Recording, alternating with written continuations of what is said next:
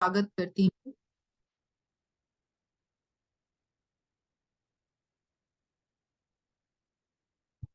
Recording शुरू हुआ तो मैं फिर से स्टार्ट करती हूँ।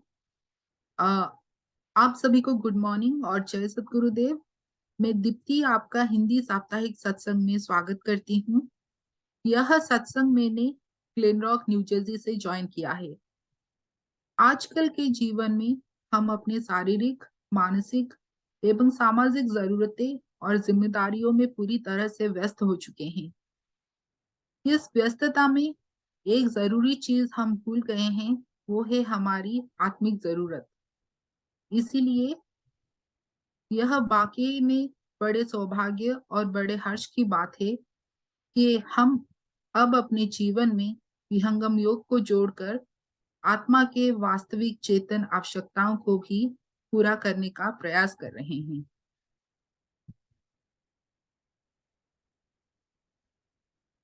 सर्वप्रथम आज के सत्संग में हम आवाहन करेंगे सतगुरु देव का स्वागत गान के माध्यम में।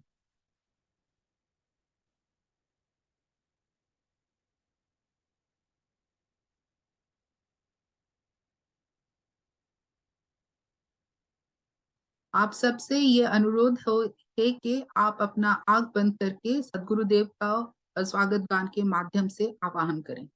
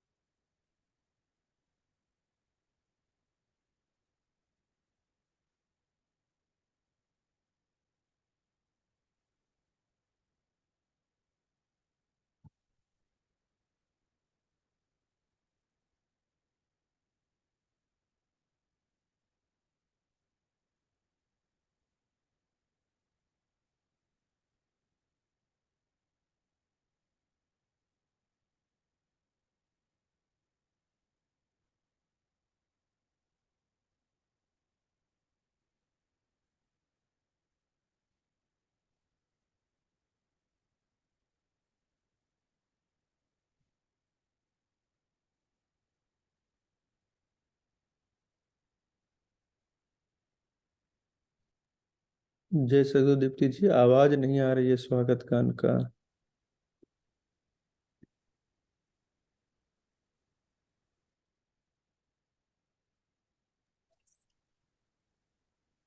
लाल जी, वॉइस आवाज नहीं आ रही है कंप्यूटर से?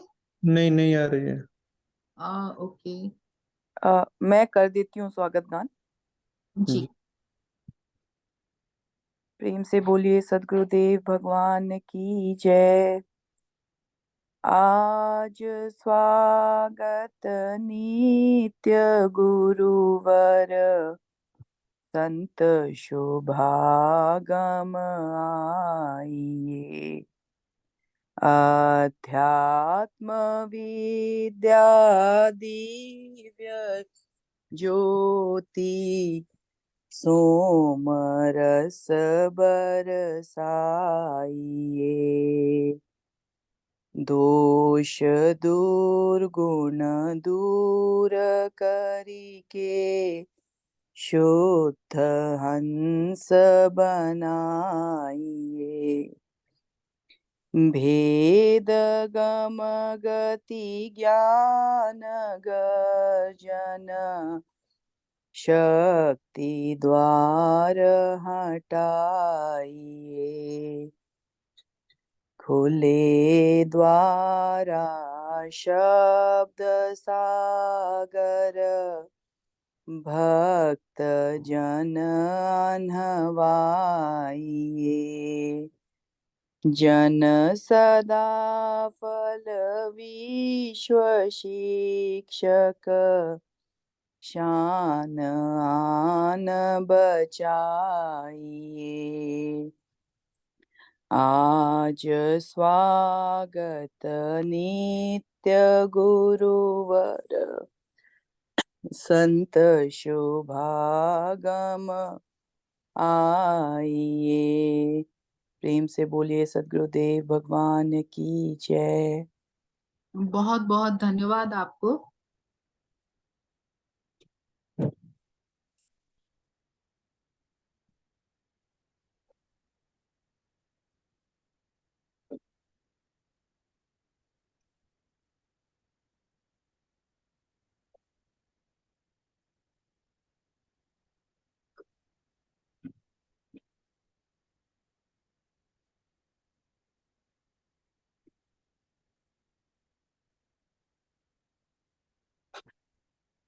अब सद्गुरुदेव के उपस्थिति में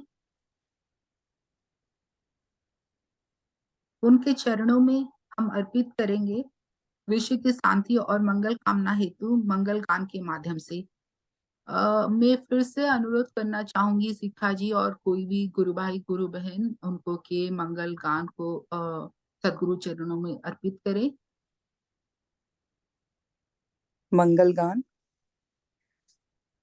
विश्व शांति नाम मंगल परम गुरु को ध्याइए। वर्ग द्वंद अशांति दूर कर भाव भेद मिटाइए। सार्वभौम समष्टि सत्ता ध्यात्म राज्य बनाइए। भेष भाषा भाव जगमय ज्ञान पर दरसाइए।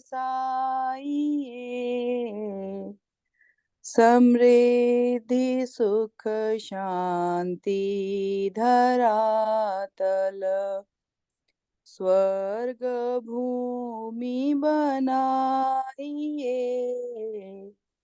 विश्व शिक्षक जन सदा फल नीति स्वर अपनाइए।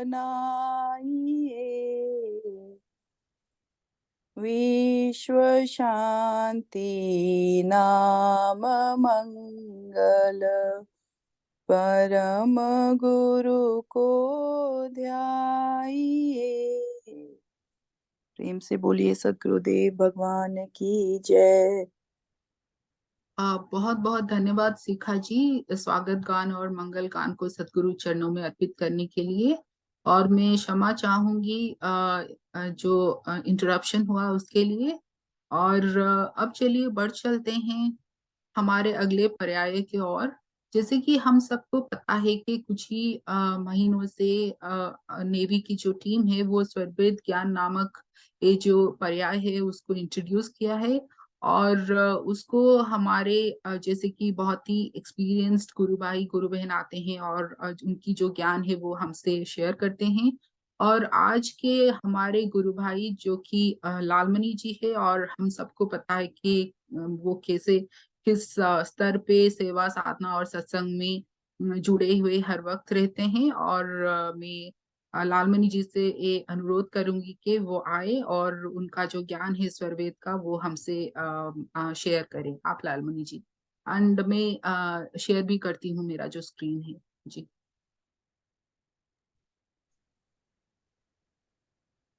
जय सद्गुरुदेव आप सभी को।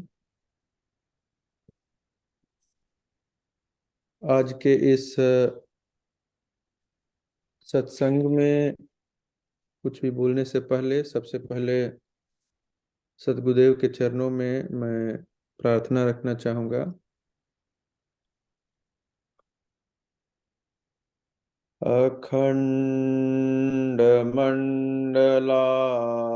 अखण्डमण्डलाकारम् व्याप्तं येन चराचरम्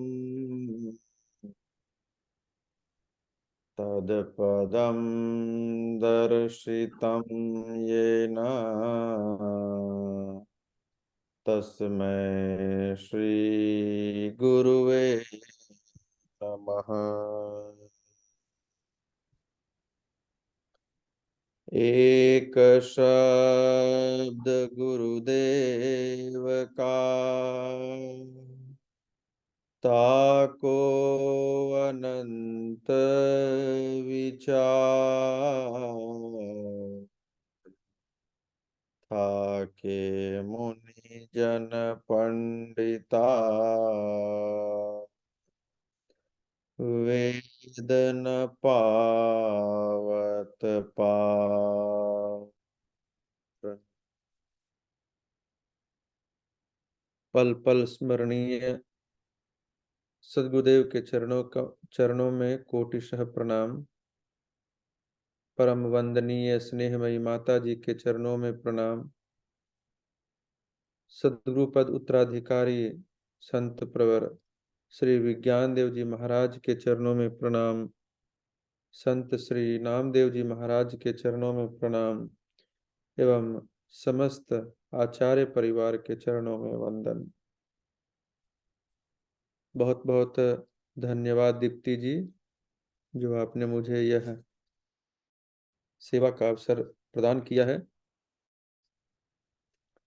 तो आज के इस स्वरवेद दोहा में हम लोग, जैसा मुझे बतलाया गया कि हम लोग दोहा नंबर द्वितीय मंडल के द्वितीय अध्याय से 19वां दोहा और 20वां दोहा हम लोग करने की कोशिश करेंगे। और इस स्वरवेद ज्ञान सेशन को आरंभ करने के पीछे जो हमारा पहले उद्देश्य था, उसको एक बार हम पुनः उसको स्मरण करते हुए आगे बढ़ेंगे। तो इसके पीछे जो उद्देश्य था, वो उद्देश्य यह था कि हम स्वरवेद के दोहों को खुद से पढ़ें और उसका जो भी मतलब समझ में आवे उसको समझने की कोशिश करें, और जो नहीं समझ में आवे उसको हम इस तरह के जो सत्संग होते हैं उसमें पूछें और उसको समझने की कोशिश करें।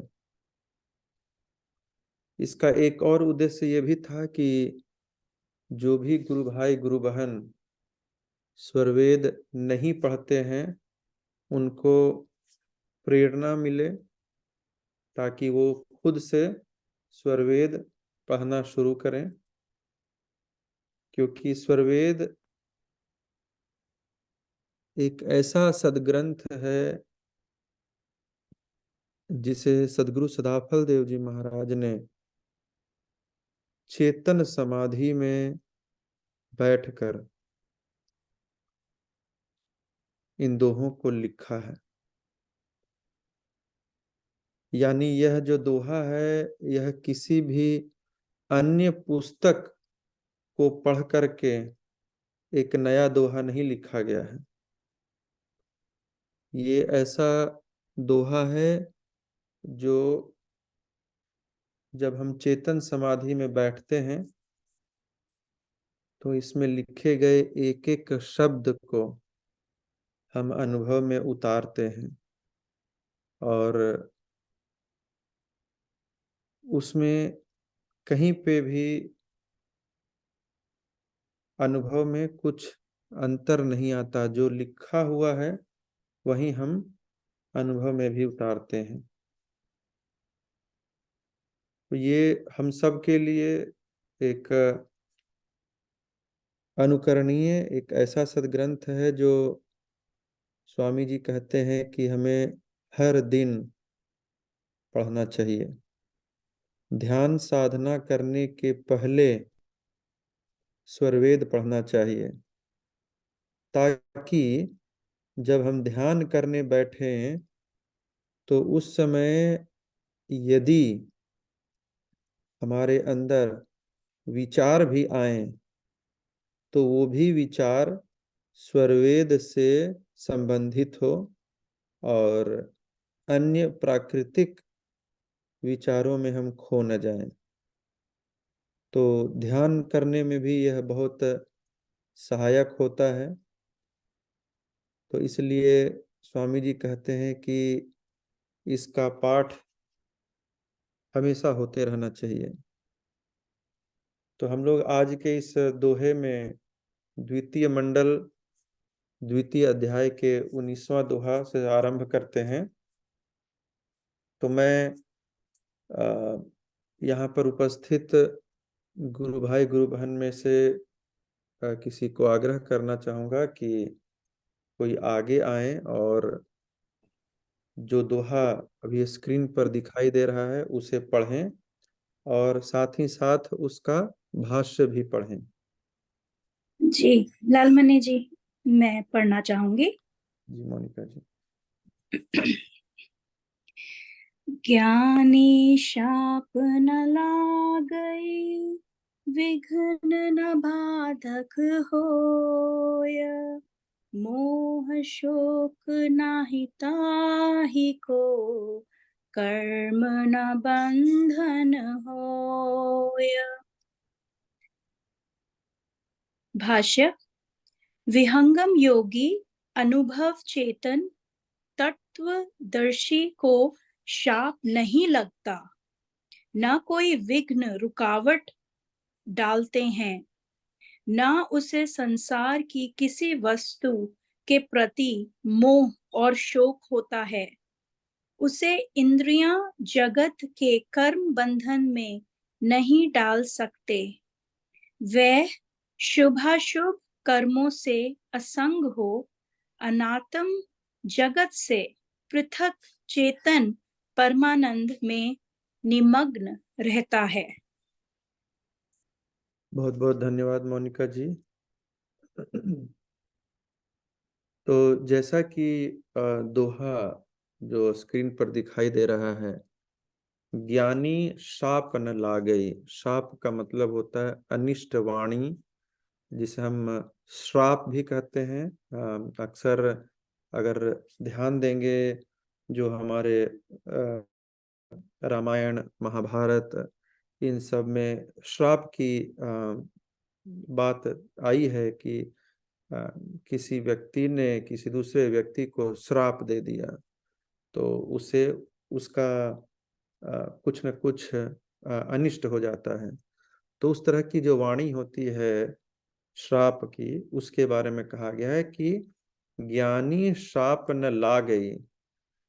यहाँ पर इस दोहे में स्वामी जी बता रहे हैं कि वह विहंगम योगी जो जिसके पास चेतन तत्वों का अनुभव हो, इसीलिए उन्होंने लिखा है कि विहंगम योगी अनुभव चेतन तत्वदर्शी।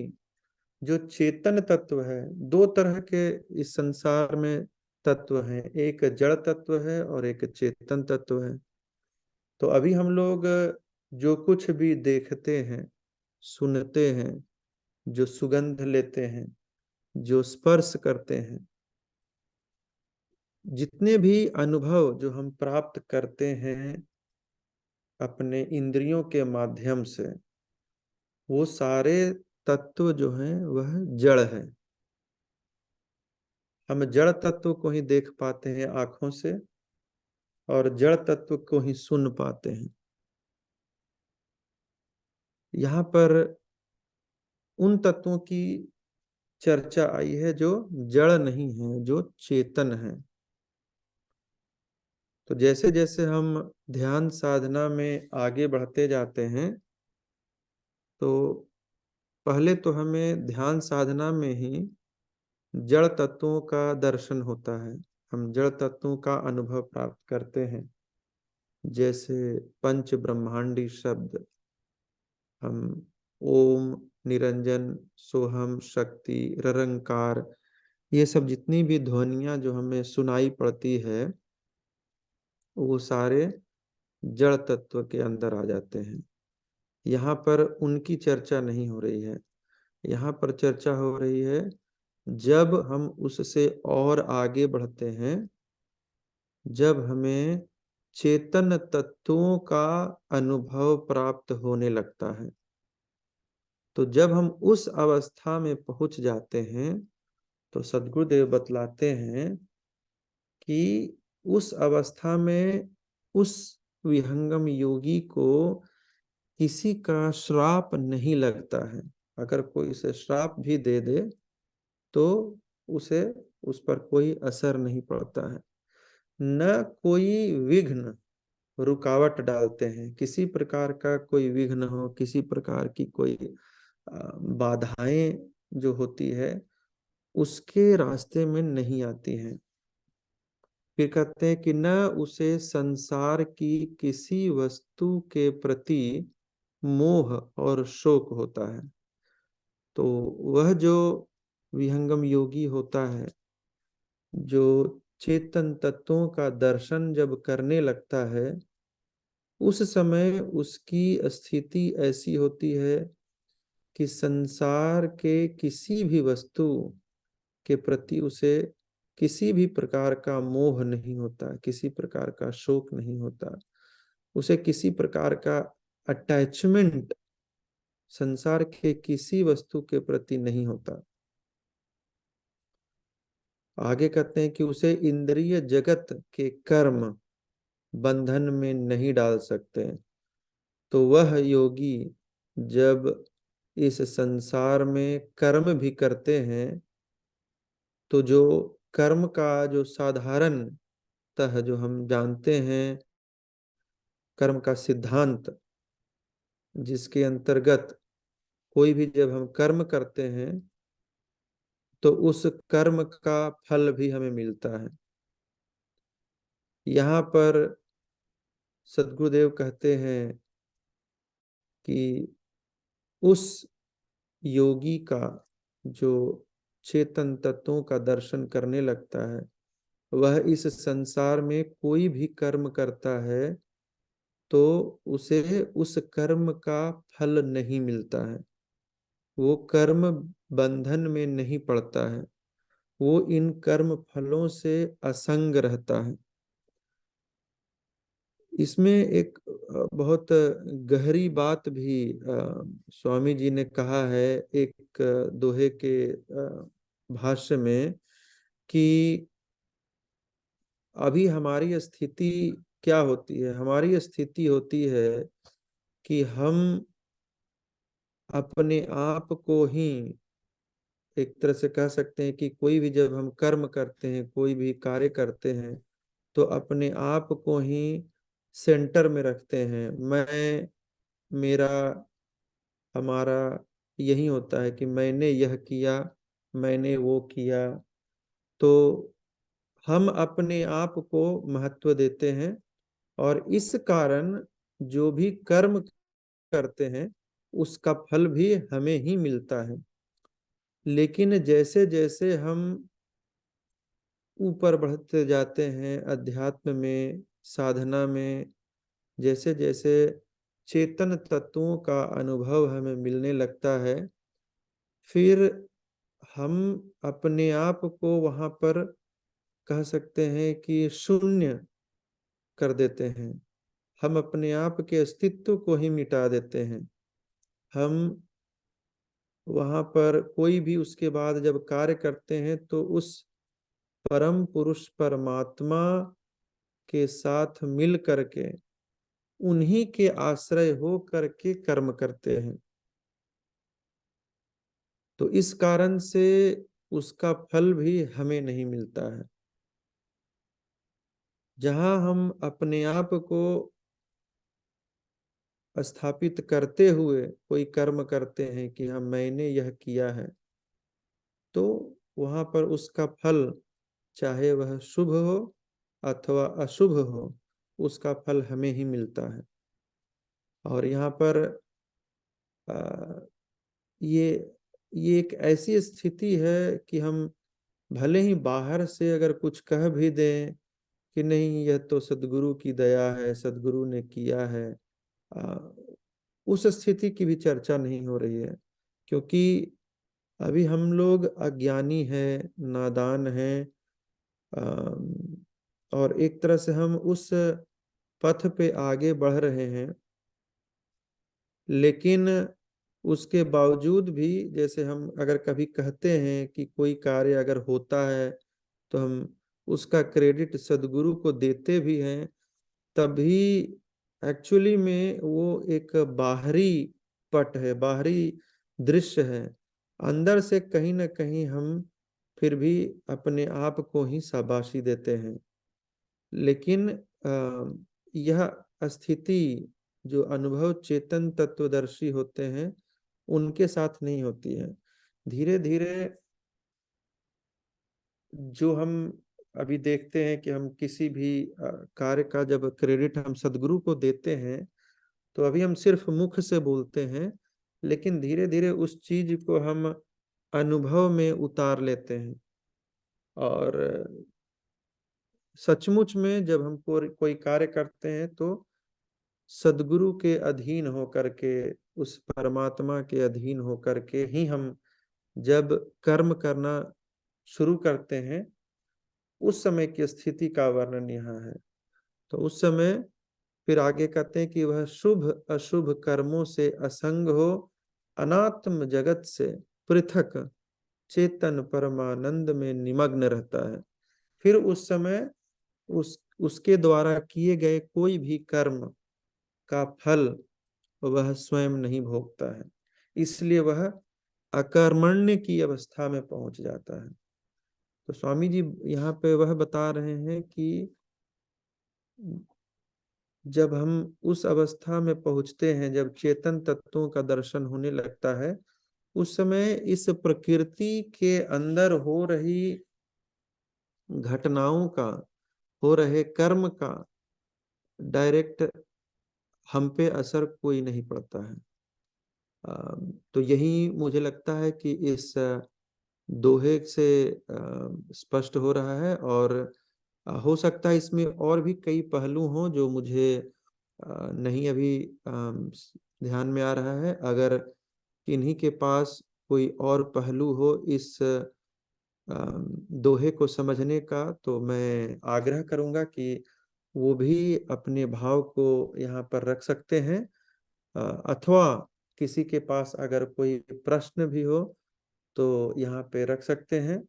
क्योंकि मेरी जो ज्ञान की अवस्था है इतनी गहरी नहीं है कि मैं इस दोहे को उस गहराई तक समझ सकूं जिस गहराई से स्वामी जी समझाना चाह रहे हैं।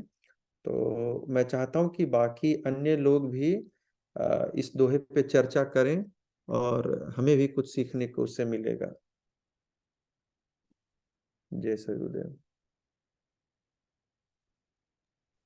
बहुत बहुत धन्यवाद लालमणि जी, आपने बहुत ही सुंदर वाणी से इस स्वरबित दोहे को हम लोगों के आगे उपस्थित किया और बहुत ही अच्छी तरह से हम सबको समझाया।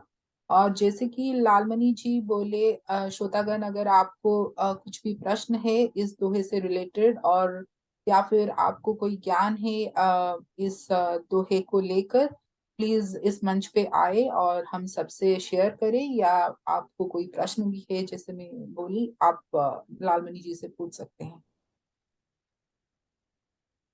जय सद्गुरुदेव सभी को। एक बात जो लालमणि भैया ने अभी बोला वो बहुत इम्पोर्टेंट था कि हम लोग जिस लेवल पे अभी हैं उस लेवल पे शायद हमारा जड़ लेवल से वो एक्सेप्टेंस होता है कि जो भी कार्य हो रहा है वो सदगुरु द्वारा हो रहा है। तो शायद वो अंडरस्टैंडिंग आई है हम लोगों में, लेकिन वो अभी जड़ लेवल पे है, वो एक्सेप्टेंस है हमारा। तो इसलिए मे बी वो शुभ कर्म में आ सकता है, लेकिन लेकिन it's not on the Chetan level. तो ये एक बहुत इम्पोर्टेंट पॉइंट मुझे टेक अवे अभी मिला अभी के डिस्कशन से।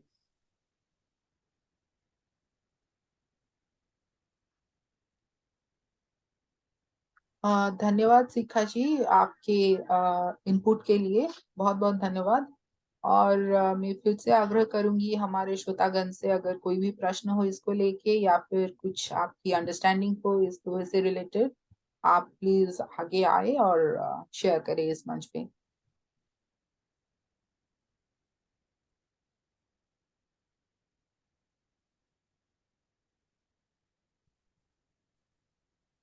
अगर किसी को कोई प्रश्न नहीं है लाल जी, मुझे बस एक छोटी सी प्रश्न थी इसको लेके।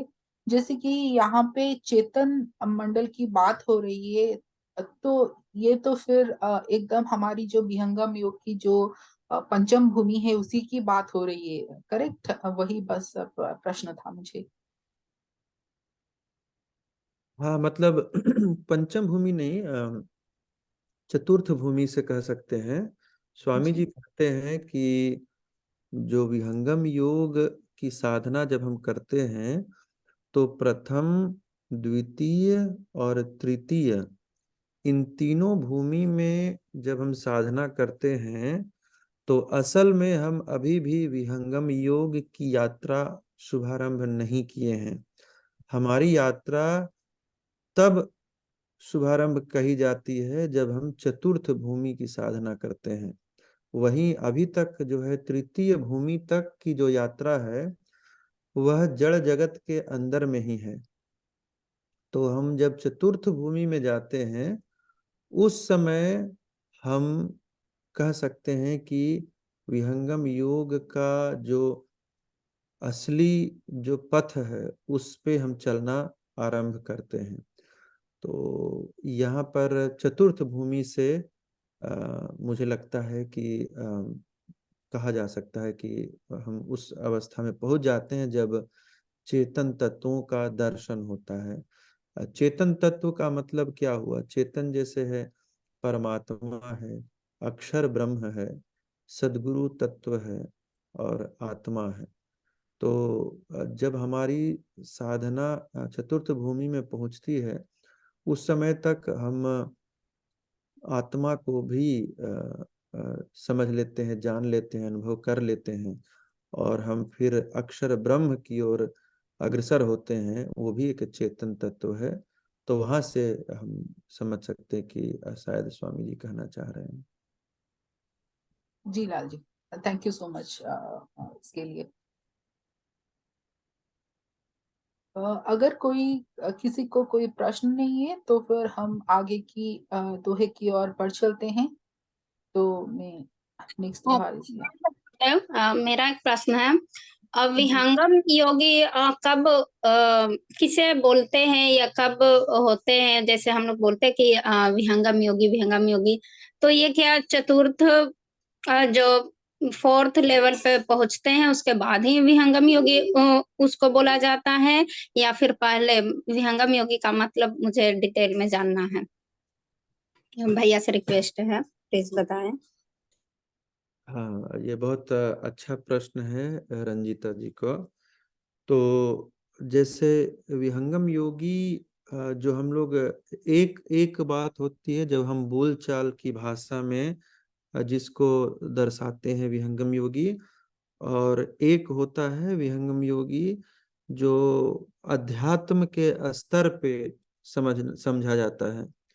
तो जैसे जब हम अध्यात्म के स्तर पे समझने की कोशिश करते हैं तो वो है कि सदगुरुदेव ने जो कहा है कि चतुर्थ भूमि से ही, जो फोर्थ लेवल है मेडिटेशन का, वहां से ही हम कह सकते हैं कि हाँ अब ये विहंगम योगी हो गया है। उसके पहले आध्यात्मिक स्तर से हम विहंगम योगी उसको नहीं मान सकते हैं। लेकिन जो बाहरी बोलचाल की भाषा है उसमें तो हम जैसे कह सकते हैं कि जब हम विहंगम योग की साधना करने लगते हैं प्रथम भूमि से ही, और वह अपने आप को जो आत्मनिरीक्षण करना आरंभ करता है, उस पे कार्य करना शुरू करता है, उसमें सदगुरुदेव के जो बताए हुए जो ज्ञान है, जो आदेश है, जो नियम है, उनका पालन करना आरंभ करता है। तो साधारण बोलचाल की भाषा में हम उन्हें भी विहंगम योगी कह देते हैं, कह सकते हैं, लेकिन आध्यात्मिक स्तर पर नहीं। क्योंकि अभी जो है एक तरह से हमने सिर्फ जो प्रथम, द्वितीय और तृतीय भूमि है उसमें हम सिर्फ प्रिपरेशन करते हैं, हम आगे की जो यात्रा है उसकी तैयारी करते हैं। हमें यात्रा में जैसे जब हम चलने लगते हैं तो क्या होता है, अब किसी भी यात्रा में जब चलते हैं तो उस हिसाब से आप सामान को बांधते हैं, सामान को रखते हैं कि मुझे आगे जा कर के हो सकता है जैसे टूथब्रश की आवश्यकता पड़े, साबुन शैम्पू की आवश्यकता पड़े, कपड़े लत्ते की आवश्यकता पड़े, कंघी की आवश्यकता, जो भी हमारे जो जो सामान है जो हमें यात्रा में जरूरत पड़ने वाली है, उसको हम पहले बांधते हैं, रखते हैं और फिर वो लेकर के यात्रा पे निकलते हैं। तो हमारा जो यात्रा है वो मंगलमय होता है, सुखकर होता है।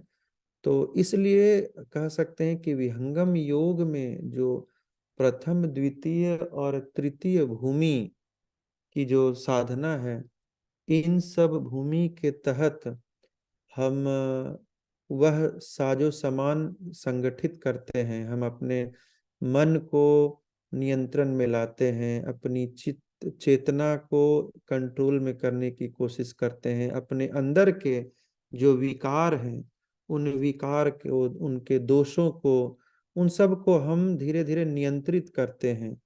क्योंकि हमें पता है आगे का जो रास्ता है वह बहुत सकरा है, बहुत कठिन भी है और सद्गुरु की विशेष दया की जरूरत पड़ती है। तो हम अपने अंदर के अवगुणों को दूर करते हैं ताकि हमारा जो पात्र है, जो हमारा जो बर्तन है, वह बर्तन में कहीं भी कोई छेद न रह जाए। क्योंकि जो अमृत मिलने वाला है सद्गुरु के माध्यम से, अगर बर्तन में छेद होगा तो वह अमृत बह जाएगा, वो अमृत ठहरेगा ही नहीं। तो उसी तरह से हम अपने दोष दुर्गुण को दूर करने की कोशिश करते हैं प्रथम, द्वितीय और तृतीय में। अब ऐसे समझने की कोशिश करेंगे तो जैसे विहंगम योग की जो प्रथम भूमि की साधना है तो उसमें हम क्या करते हैं, उसमें हम अपने मन को स्थिर करते हैं। जो मन हमारा चंचल है उस चंचल मन को हम स्थिर करने की कोशिश करते हैं। अभी प्रथम भूमि में हम सिर्फ मन को स्थिर करते हैं। आप ध्यान देंगे कि जब ध्यान साधना में बैठेंगे तो क्या है कि मन हमेशा आपको कहेगा कि बस हो गया, अब हो गया, अब उठ जाओ, अब उठ जाओ, हो गया। आपको हमेशा बार बार वो ध्यान से उठाने की कोशिश करेगा। और उसी से स्वामी जी कहते हैं कि हमें रोज लड़ाई लड़नी है। हमें एक जो वीर योद्धा होते हैं उस योद्धा की तरह लड़ाई लड़नी है प्रतिदिन। अगर आप हार भी जाते हैं, अगले दिन फिर बैठेंगे, फिर युद्ध करेंगे, फिर हार जाएंगे, फिर अगले दिन बैठेंगे, फिर युद्ध करेंगे मन से। तो मन से हमें रोज की लड़ाई लड़नी है और धीरे धीरे धीरे धीरे एक स्थिति ऐसी आ जाएगी कि फिर आपको बैठने में कोई संकोच नहीं होगा, कोई मन जो है अनुकूल हो जाएगा, वशवर्ती हो जाएगा, वो आपके हिसाब से चलने लगेगा। फिर आप उसको जितनी देर चाहें उसको बिठा के रख सकते हैं।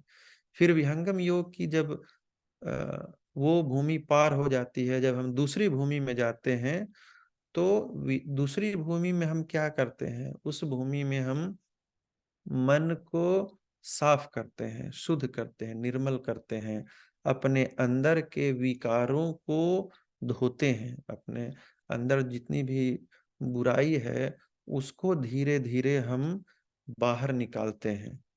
आज क्या है, हम सब के बीच, हम सब के साथ कुछ न कुछ बुराई है और वो हम खुद जानते हैं उसके बारे में कि हाँ मेरे अंदर क्या बुराई है। तो उन्हीं बुराइयों को, उन्हीं दोषों को हम लोग दूर करते हैं। तो ये सब क्या है? ये सब एक तरह का तैयारी है, प्रिपरेशन है। और ये सब हम खुद जानते हैं कि कहाँ पे मैं फेल करता हूँ या करती हूँ। हम सदगुरु के दर्शन के लिए जाते हैं तो कभी कभी हम खुद ही बेचैन हो जाते हैं कि कब सदगुरुदेव दर्शन देंगे, कब देंगे। तो वो बेचैनी, वो भी एक विकार है। कई बार सदगुरुदेव परीक्षा लेते हैं, उसमें हम लोग खरे नहीं उतर पाते हैं। तो ये सब जो विकार है, उन्हीं विकारों को दूर करने का ही ये प्रथम, द्वितीय और तृतीय भूमि का साधन है। तो इन विकारों को दूर करके हम जब अपने बर्तन को बिल्कुल साफ स्वच्छ कर लेते हैं, सारे जो उसमें छिद्र होते हैं, छेद होते हैं बर्तन में, उसको जब हम बंद कर देते हैं, तब क्या होता है कि जब सद्गुरुदेव का जो अमृत जब बरसता है उस बर्तन में हमारे अंदर, तो वो ठहर जाता है। फिर उसको हम कह सकते हैं कि धीरे धीरे उसको इकट्ठा करते जाते हैं, एकत्रित करते जाते हैं, और अपने आप को उसके अनुकूल बनाते हैं कि जब हम चेतन तत्वों का जब हमारा दर्शन होने लगता है, तो उसको हम अपने पास रख सकते हैं। जैसे अभी क्या है, हमारी स्थिति ऐसी भी है कि अगर आज सद्गुरुदेव कुछ विशेष शक्ति दे देते हैं, एक, मैं ऐसे ही बोल रहा हूँ, अगर हमें कोई शक्ति दे देते हैं, तो क्या है कि हम, हो सकता है उसको कुछ समय के लिए तो कंट्रोल में रखें, लेकिन कुछ समय बाद हो सकता है कि जैसे ही हमें कोई चोट पहुंचाए, कोई आघात पहुंचाए, तो हम तुरंत अपनी शक्ति का प्रदर्शन करना शुरू कर देंगे, अपने आप को प्रूव करने की कोशिश करेंगे कि देखो मेरे पास यह शक्ति है। तो यह क्या है? ये हमारी कमजोरी को दर्शाता है।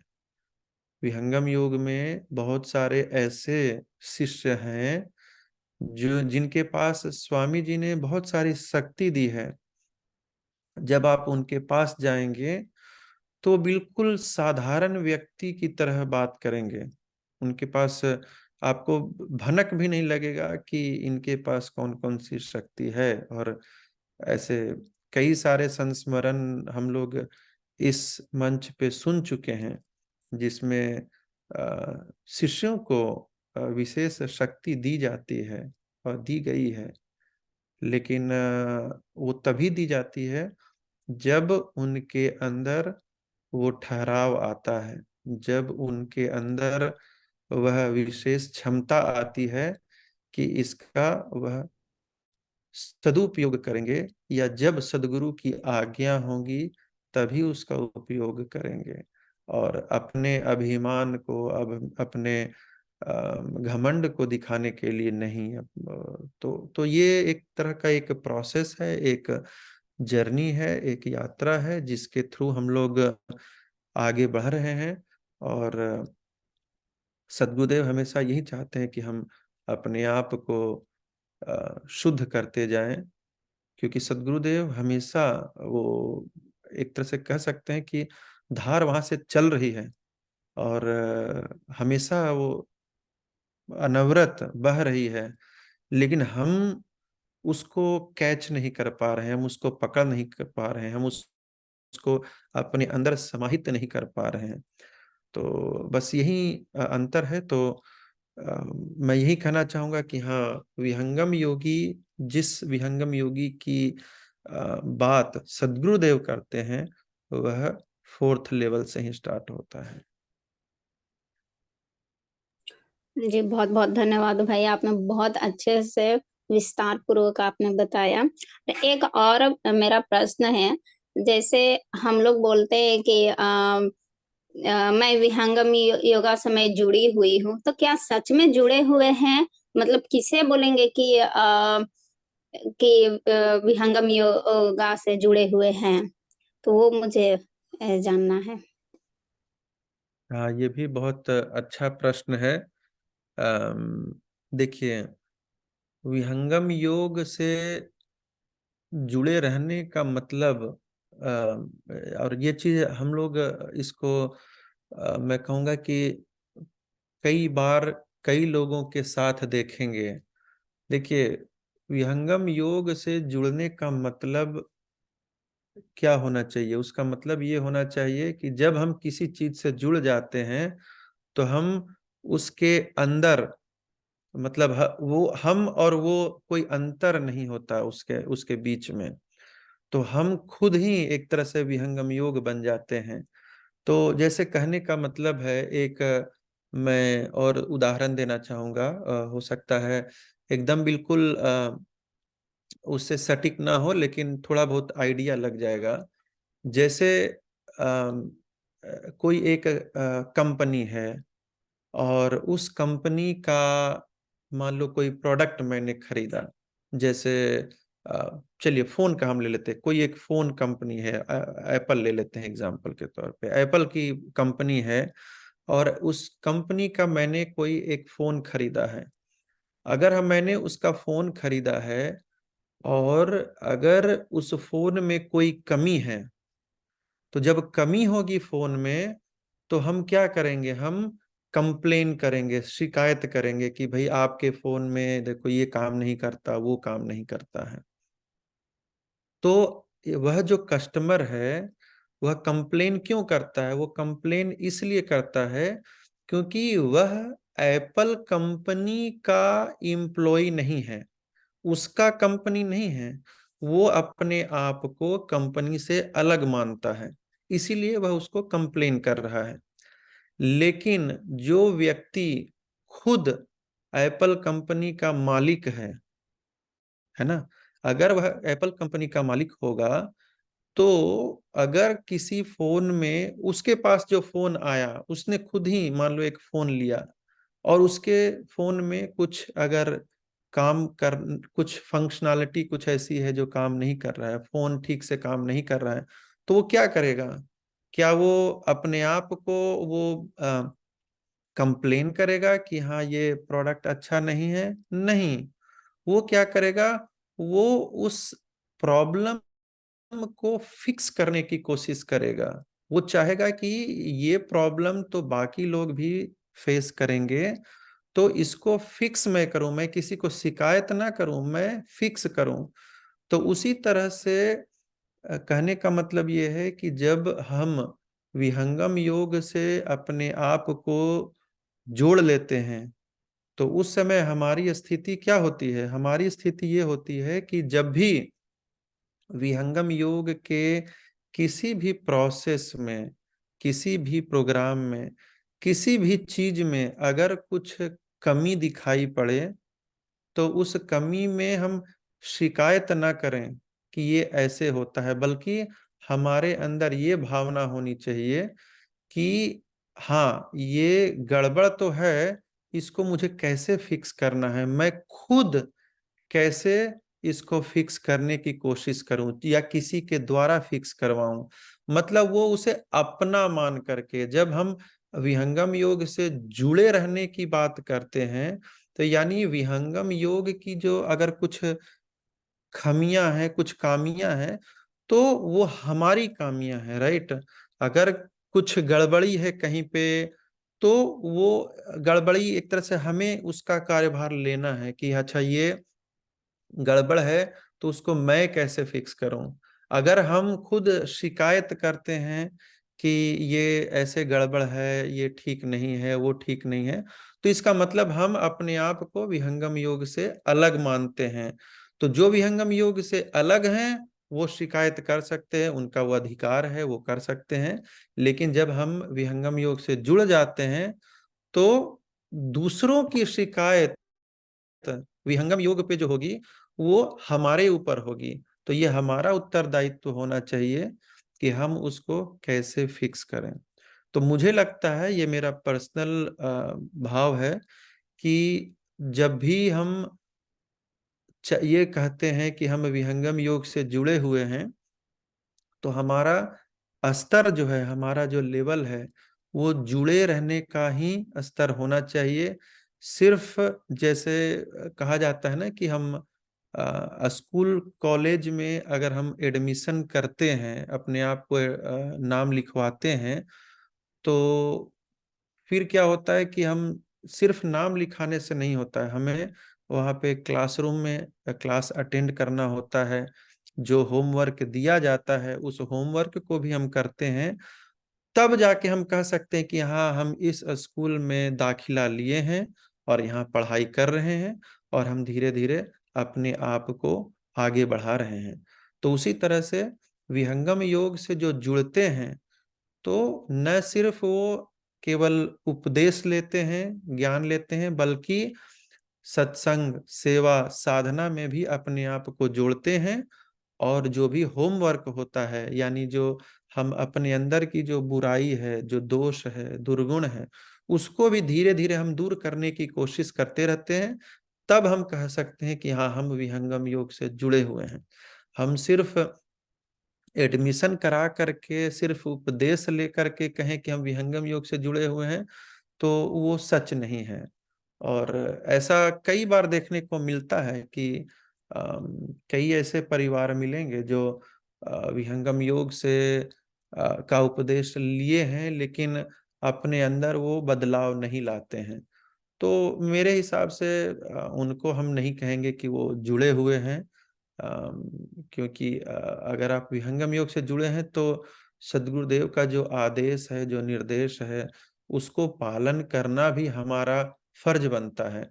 यहाँ सिर्फ ये है कि इस संसार में जब हम एडमिशन लेते हैं और क्लास नहीं अटेंड करते हैं, होमवर्क नहीं बनाते हैं, तो हो सकता है स्कूल से हमें निकाल दिया जाए कि आपको इस स्कूल में आगे क्लास में अटेंड करने की इजाज़त नहीं है।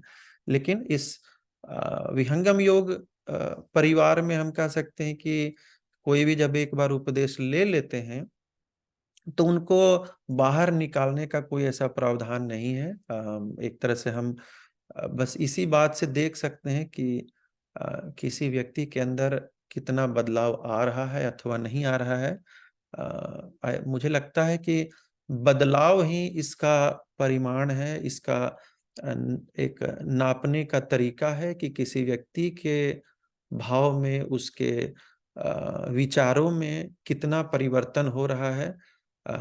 चाहे वो भले ही कितना दूषित क्यों ना हो, क्योंकि हो सकता है कि उसने यात्रा जो है आरंभ ही की हो ऐसे स्थान से जिस स्थान पे वो बहुत दूषित है, लेकिन फिर भी आज भी कुछ समय बाद भी अगर उसके विचारों में दोष है, लेकिन पहले की अपेक्षा फिर भी बेहतर है, तो हम कह सकते हैं कि वो भी इस विहंगम योग से जुड़ा हुआ है और धीरे-धीरे वो आगे बढ़ रहा है। ऐसा मेरा मानना है। बाकी लोग को अगर कुछ और भाव आ रहे हैं, कुछ विचार हैं तो ज़रूर शेयर करें। जय सद्गुरुदेव। जी, बहुत-बहुत धन्यवाद भैया। बहुत अच्छे से आपने बताया। जय सद्गुरुदेव।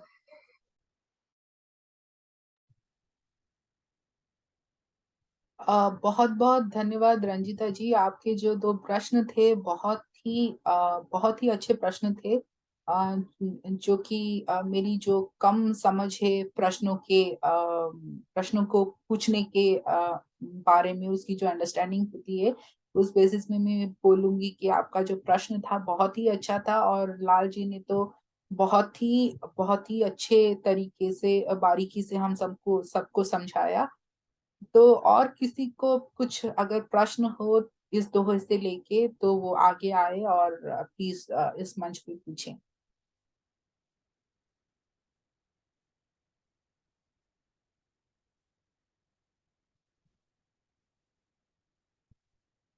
लगता है किसी को कुछ प्रश्न नहीं है तो लाल जी मुझे और एक प्रश्न था इस दोहे से लेके। जैसे कि मैं एक प्रवचन सुन रही थी और वो एक साधु की प्रवचन थी और उसमें वो एक एग्जाम्पल दे रहे थे कि बहुत सालों पहले जब इंडिया काफी प्रॉस्परस हुआ करती थी और काफी रिच थी, तो जब उसी टाइम में हम्पी करके एक नगरी थी और वहाँ के जो राजा थे वो बहुत ही अमीर और बहुत ही गुणी प्रसिद्ध राजा थे।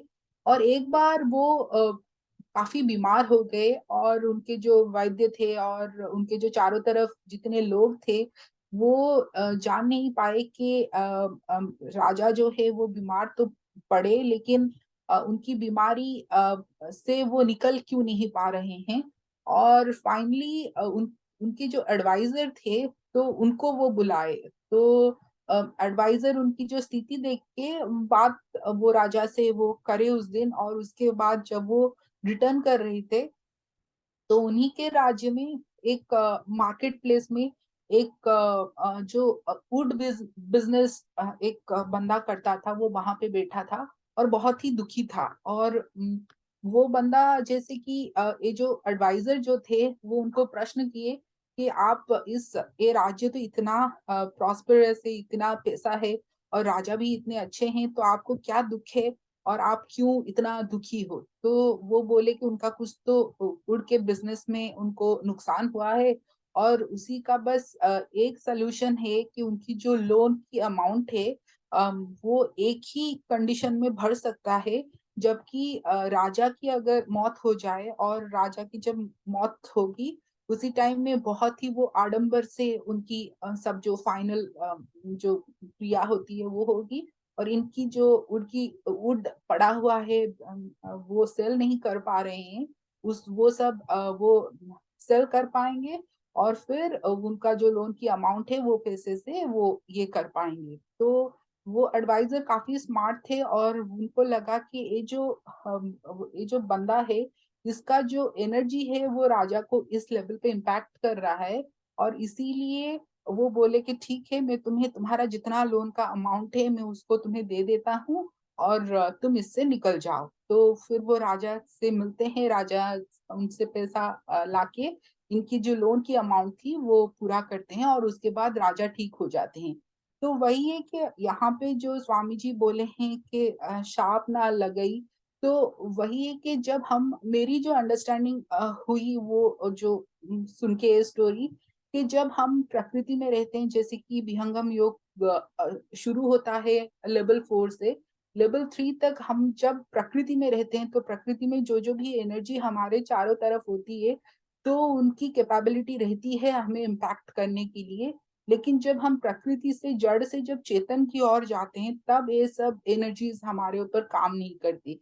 ये क्या मेरी सही अंडरस्टैंडिंग है या क्या है? आप शॉर्ट में ही समझा दीजिए। तो वही मेरा प्रश्न। जी। जी जी, बहुत अच्छा स्टोरी था। और हाँ, बिल्कुल कह सकते हैं कि इस दोहे के सटीक ही है। देखिए क्या होता है कि धीरे धीरे हम लोग का जो जीवन है कुछ इस तरह से हो गया है कि हम कुछ चीजों पे विश्वास नहीं करते हैं पूरी तरह से। जैसे जो भी आशीर्वाद ग्रहण करना या किसी किसी ने अगर कुछ कर्ज दे दिया है, श्राप दे दिया है, तो उसका क्या फल होता है, ये सब कुछ कार्य करता है। अगर किसी ने आशीर्वाद दिया है, देखिए मैं इसलिए ये बोल रहा हूँ क्योंकि कई बार हम लोग देखा देखी करते हैं और मानते हैं कि हाँ आशीर्वाद का फल है। खासकर जैसे जब हम विहंगम योग से नहीं जुड़े थे या किसी भी संस्था से नहीं जुड़े रहते हैं, तो बस हम एक फॉर्मेलिटी की तरह चरण स्पर्श करके निकल जाते हैं।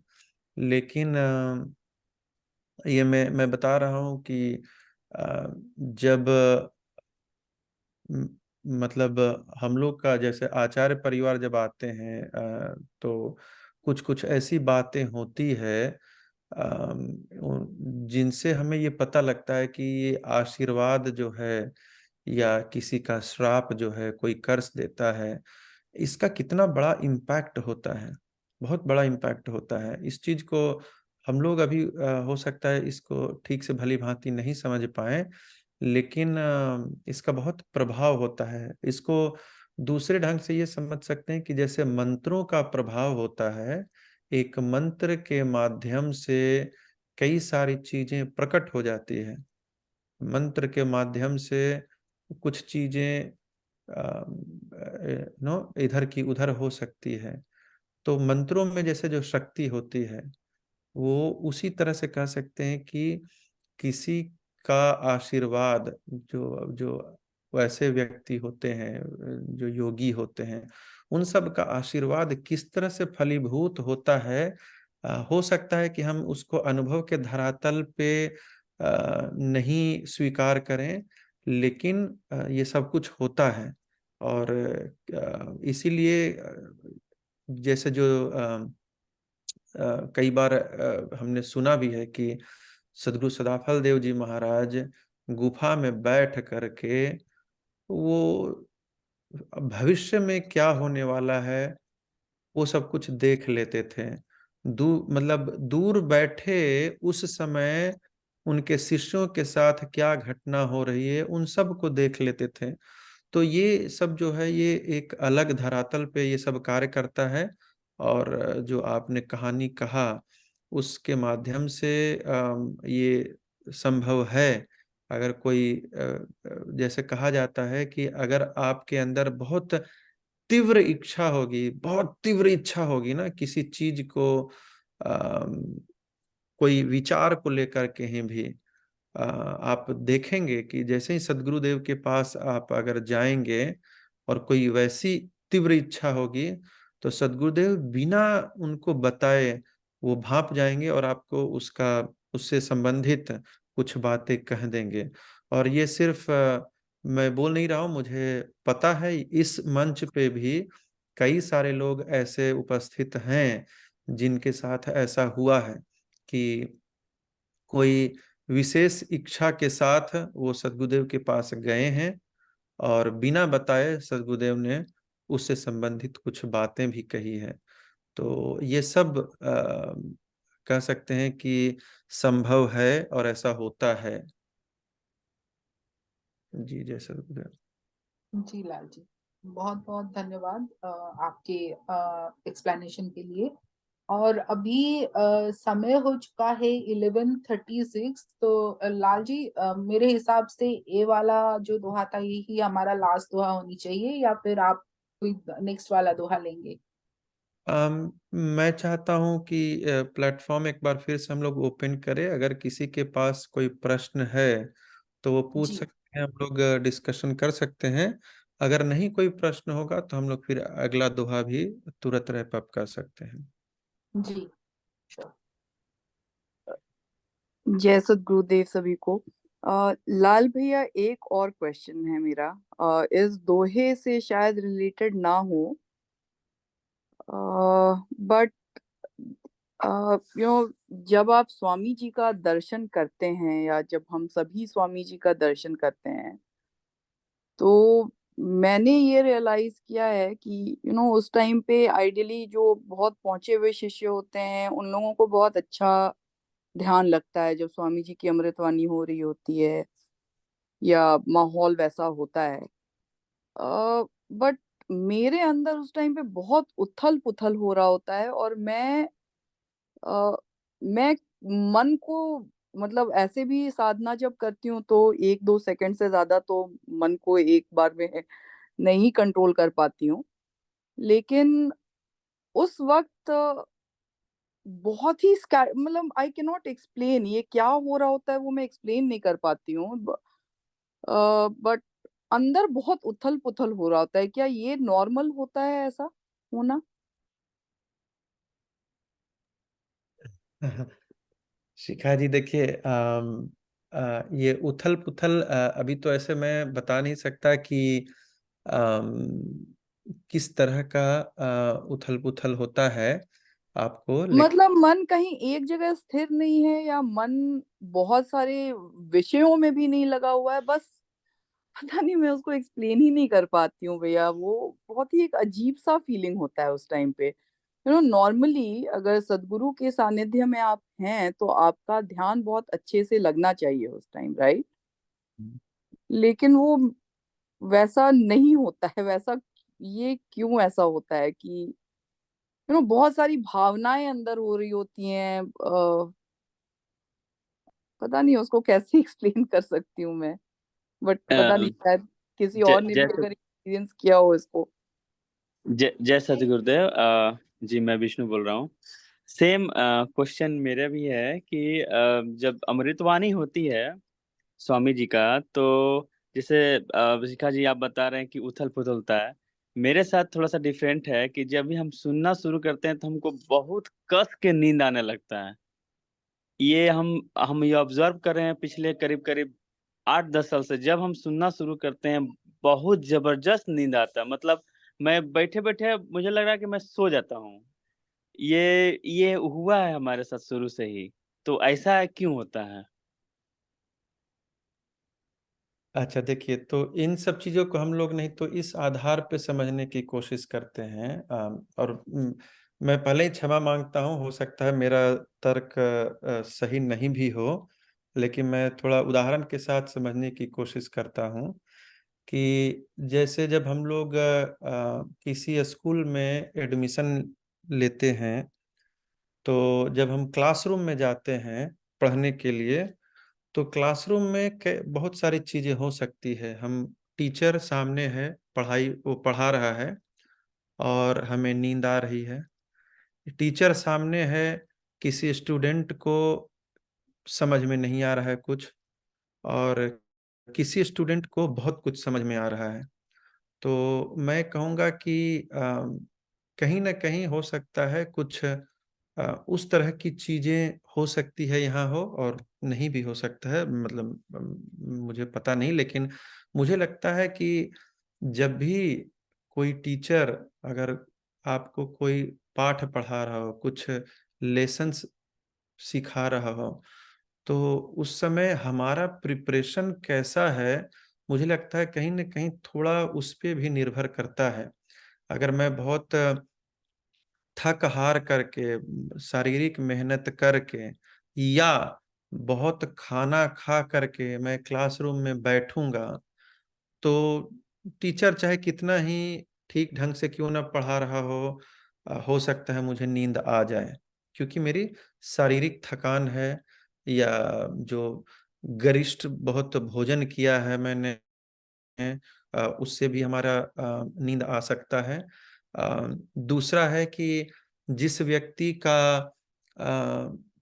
हो सकता है कि फ़ोकस नहीं बन पा रहा हो, तो हो सकता है कि वह जो स्टूडेंट है, वो जब क्लासरूम में गया हो, तो साथ में अपने साथ फ़ोन लेके भी गया हो, तो फ़ोन में थोड़ा बहुत चैटिंग-वैटिंग भी कर रहा हो, या उसका ध्यान अम, कुछ और चीज़ पे हो कि अच्छा ये क्लास खत्म होगा तो फिर लंच में आज घर से मैं डब्बे में मिठाई लाया हूँ, वो खाना है। कहीं न कहीं मुझे लगता है कि उसकी चेतना जो है, वह कहीं और है। मतलब क्लासरूम में नहीं हो कर के उसकी चेतना कहीं और है, या उसकी परिस्थिति कुछ और है। तो शायद हो सकता है कि ये एक कारण हो। लेकिन मतलब मैं एक गेस कर रहा हूँ, मुझे पता नहीं, इस सवाल का जवाब मेरे पास है नहीं, सच कहिए तो। तो मैं बस सोच रहा हूँ, मैं चाहता हूँ कि और भी श्रोतागण ही जवाब दें इस पे, तो ज़्यादा अच्छा रहेगा। भैया एक और मेरा प्रश्न था कि मैं जैसे दीदी के यहाँ स्वामी जी आए थे, या फिर मुझे जब मैं इंडिया आई थी दिसंबर में, तो नामदेव सरकार से भी दर्शन हुआ था। तो पता नहीं मुझे रोना बहुत आने लगता है, जो मैं अपने आप को कंट्रोल नहीं कर पाती हूँ, और मुझे खुद भी नहीं पता कि क्यों, मतलब इतना मतलब क्यों आंसू आते रहता है।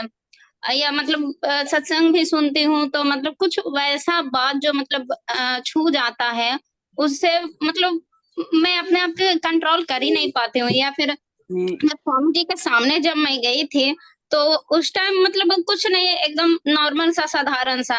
लेकिन जैसे पूजा होने लगा या स्वामी जी जब जाने लगे दीदी के यहाँ से, तो मतलब मुझे ऐसा एकदम ऐसा लगने लगा कि जैसे कोई मुझे मतलब छोड़ के जा रहा है, या मतलब बहुत अजीब सा फीलिंग लगता है कि मतलब थोड़ा सा और वक्त मिलता जो मैं स्वामी जी को सेवा करती या फिर बातचीत में करती, मतलब इतना ज्यादा मुझे आता है। मतलब घर पे भी कोई भी कुछ वैसा सत्संग सुनती हूँ या फिर कोई भी मुझे कुछ वैसा जैसे दीदी लोग बताती है स्वामी जी के बारे में, तो वो मैं कंट्रोल नहीं कर पाती हूँ। मतलब मुझे खुद पता नहीं चलता है कि क्यों इतना मतलब रोना आता है, कि ये भी नहीं कि मतलब मैं दुखी हूँ इसलिए, मतलब मुझे खुद नहीं समझ में आता कि ये दुख का है या सुख का है, या मतलब स्वामी जी जा रहे हैं उसके वजह से, ये मुझे नहीं पता लगता, लेकिन मुझे बहुत ज्यादा आता है रोना आने जी लगता जी है। जी। तो लालमणि भैया, इसमें मैं भी ऐड करना चाहती हूँ, जो मैं उथल पुथल को एक्सप्लेन नहीं कर पा रही हूँ, लेकिन जब सत्संग हो रहा होता है या अमृतवाणी हो रही होती है या स्वामी जी का आगमन होता है, तो मेरे मन में कोई विचार ही नहीं होता है। इट्स लाइक उस टाइम पे मन कहीं होता ही नहीं है। मैं समझने की कोशिश करती हूँ कि मन कहाँ है। आखिर अगर मन भटक भी गया है तो मन कहीं किसी विषय में तो होगा ना। तो उस विषय को भी मैं अगर कॉन्शियसली भी फिगर आउट करने की कोशिश करूं तो मैं नहीं कर पाती हूँ। और अंदर ये जो उथल पुथल हो रहा होता है, उसका बस एक ही आउटकम मुझे हमेशा दिखता है, और ये हमेशा दिखता है कि अ, मेरे आंखों से आंसू नहीं रुक रहे होते उस टाइम पे। तो this is exactly what happens. तो लालमणि जी, मैं एक्चुअली मोनिका, मैं कुछ इसके बारे में कह सकती हूँ, फिर आप बताइएगा कि मतलब शायद मेरा पॉइंट ऑफ व्यू भी कंप्लीट नहीं है, लेकिन मैं कुछ भाव रखना चाहती हूँ ये सारे चीजों को सुन के। जी जी जी। जी। तो एक्चुअली मेरा भी कुछ ऐसा एक्सपीरियंस रहा था कि मतलब मुझे जहां तक विष्णु जी, शिखा जी, रंजीता जी की मैं जो बातें सुनी हूँ, तो उसमें मुझे वही लग रहा है कि हम eight the level of emotions, जब हमारे जो वो फ्लीटिंग इमोशंस और फीलिंग्स में हम लोग जैसे रहते हैं, और जब हम स्वामी जी के मतलब स्वामी जी से मिलने से पहले या अमृतवाणी सुनने से पहले या सत्संग में बैठने से पहले हम एक मतलब साधारण व्यक्ति ही होते हैं, प्रकृति से बहुत चीजों से गुजर रहे होते हैं, और ये जो नामदेव जी सरकार की लैंग्वेज में कहते हैं, all those fleeting emotions and superficial emotions जो हमें घेरे रखते हैं, हमें उससे ऊपर उठना है, राइट। तो मेरी कुछ ऐसी ही स्थिति थी जब मैं 2000 मतलब 2000 लास्ट ईयर, हाँ 2019 एंड 20 में मेरी ऐसी ही स्थिति थी कि मैं जैसे यूट्यूब में अगर कोई सत्संग सुन रही हूँ अमृतवाणी, तो मुझे रोना भी आता था, और मैं मतलब ध्यान नहीं दे पाती थी, इवन दो मैं सुनना चाहती थी स्वामी जी को अमृतवाणी। तो बहुत जैसे मुझे लगता है बहुत उसमें पेशेंस चाहिए at the level of your soul. मतलब ये जो हम एक्सपीरियंस करते हैं जब हम स्वामी जी के सानिध्य में भी जाते हैं या मेडिटेशन में बैठते हैं या सत्संग में बैठते हैं, तो हम ये जो भी हमारे साथ हो रहा होता है वो शायद इसलिए भी हो रहा होता है क्योंकि हमारी बॉडी एंड माइंड वो प्रिपेयर्ड नहीं होते हैं कि हम कहाँ पे मतलब क्या सुनने जा रहे हैं। तो मेरे साथ भी बहुत हुआ, लेकिन मुझे किसी ने एडवाइस किया था जब मैं स्वामी जी से फर्स्ट टाइम मिलने गई थी कि जैसे मैंने शायद कुछ अपना शेयर किया था कि मैं ऐसे हो रही हूँ या मतलब मुझे ऐसे है, तो उन्होंने मुझे बस यही बोला था कि जब आप स्वामी जी के उस ऑरा में एंटर करेंगी, तो आपको नॉट ओनली अपना सामान छोड़ना है बाहर, नॉट ओनली अपना स्लीपर्स छोड़ना है बाहर, नॉट ओनली अपना मतलब अपना पूरा अस्तित्व ही छोड़ देना है। दैट मीन्स आपका जो भी ईगो है या जो आपकी आइडेंटिटी है, जो भी आपकी लाइफ में चल रहा है या जो भी आपकी स्थिति है, आपको वो सब कुछ बाहर दरवाजे के बाहर छोड़ना है। और जब आप अंदर जाएंगे, आप सिर्फ अपने आप को सिर्फ एक आत्मा आत्मा ही सोचेंगे कि आप सिर्फ एक आत्मा हैं और आप अपने परमात्मा से मिलने जा रहे हैं। आप सब कुछ छोड़ देंगे। बेसिकली जैसे हम हर हमेशा सुनते हैं सत्संग में कि जब तक हमारा कंटेनर खाली नहीं होगा तो हम चीजें ग्रहण नहीं कर सकते। उसका तो तात्पर्य मुझे यही समझ आता है कि हमारा कंटेनर खाली होने का मतलब है हमें सब कुछ ही छोड़ना है। तो वो जो स्थिति है, मतलब चाहे लालमणि जी ने बोला है थर्ड स्टेज के बाद सेकंड स्टेज में प्यूरिफिकेशन होती है, थर्ड स्टेज में कुछ होता है, फोर्थ स्टेज में हम विहंगम योगी कहलाते हैं, वो सब प्रोसेस तो है, लेकिन एक्चुअली वो स्टार्ट तो तभी से हो जाता है जब हम विहंगम योग स्टार्ट करते हैं डे 1। सो मुझे लगता है कि इसको मैंने एक्चुअली अपने जीवन में ये प्रैक्टिस किया है और मुझे बहुत हेल्प मिली। जैसे अभी मैं जब फिजिकल अमृतवाणी फर्स्ट टाइम हम लोग सुने थे न्यू जर्सी में, तो मैंने वो ही सब मतलब अपने माइंड को तैयार किया था कि मैं वहां पे बैठ के, चाहे मेरे जीवन में कुछ भी चल रहा है, मेरे को सब कुछ पीछे छोड़ना है। क्योंकि जब आप स्वामी जी के सानिध्य में जाते हैं तो क्या बॉडी आपकी करती है या माइंड कहाँ है, ये सब कुछ है ही नहीं कुछ। मतलब आप सोचिए, all this should not play a role. तो आपको मतलब वही है, आपको जैसे तैयारी करनी है, लालमणि जी ने भी कहा था, ट्रैवल करते हैं हम, बैग रेडी करते हैं हम, सारी इंपॉर्टेंट नेसेसरी चीजें रखते हैं कि हमें हर हर चीज हमारे बैग में होनी चाहिए ताकि हमारी यात्रा सफल होए। लेकिन यहाँ पे कुछ मतलब तैयारी तो करनी है, लेकिन अपने आप को कितना खाली भी करना है हमें अपनी चीजों से, अपनी। अब जैसे उन्होंने बहुत अच्छा पॉइंट बोला कि अमृतवाणी सुनने से पहले हमें बहुत लाइट होना चाहिए, हमारा जो गट है, हमारा पेट बहुत भरा नहीं होना चाहिए, खाना बहुत नहीं होना चाहिए, क्योंकि हमें नेचुरली नींद आएगी ही आएगी। मैं इसलिए रिलेट कर रही हूँ क्योंकि हम अमृतवाणी की बात कर रहे हैं, लेकिन अगर हम स्टूडेंट लाइफ में भी देखें, अगर हम खूब पेट भर के खाना खा के जाएं क्लास अटेंड करने, तो हमारा ध्यान नहीं लगेगा, वहां पे फोकस नहीं लगेगा, नींद आएगी आएगी। तो हमें देखना है कि हमको अपना कौन सा विकार है, हमारी कौन सी नेगेटिविटी ऐसी है जो मुझे और मेरे गुरु के बीच में आ सकती है at the time of sitting for satsang, at the time of going for Amritvani, at the time of meditation. तो हमें अपने को खाली कर देना है उस वक्त। तो अभी जैसे मैं स्वामी जी के दर्शन भी की थी, तो लेकिन कई बार ऐसा होता है कि आप सब कुछ आप निकाल भी दें, फिर भी जब आप स्वामी जी के पास जाते हैं, जो आपके बहुत कोर लेवल पे, जो सेलुलर लेवल पे आपकी जो चीजें हैं, सर्फ जो बहुत मतलब सटल हैं, बहुत सटल हैं, वो ऊपर आती हैं, तो वहां मुझे लगता है कि वो शायद थोड़ा नेचुरल है, उसको आप नहीं दबा सकते, एंड दैट शुड फ्लो।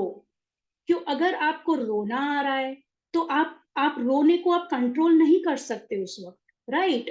तो रोना रोना आ रहा है, उसमें आपके भाव हैं, आपको लगता है कि आपका रिलेशनशिप स्वामी जी से इतना महान है कि उसके आगे कुछ भी नहीं दिखता है आपको, तो आपको उस भाव से रोना आ रहा है, या आपको रोना आ रहा है कि यही मेरे प्रभु हैं, इन्हीं को, मतलब जहाँ कहते हैं जैसे कोई रक्षक जब कोई नहीं, वहीं पे आपके गुरु आते हैं या आपके देव आते हैं। अगर आप उस स्थिति में स्वामी जी को देखते हैं तो आपको रोना आएगा ही आएगा, क्योंकि आप उनको कितनी बार याद करते हैं दिन में, कितनी बार आप उनसे वार्तालाप करते हैं, कितनी बार आपने उनसे प्रार्थनाएं की हैं अपने लिए, या कितनी बार आप उनको याद करते हैं।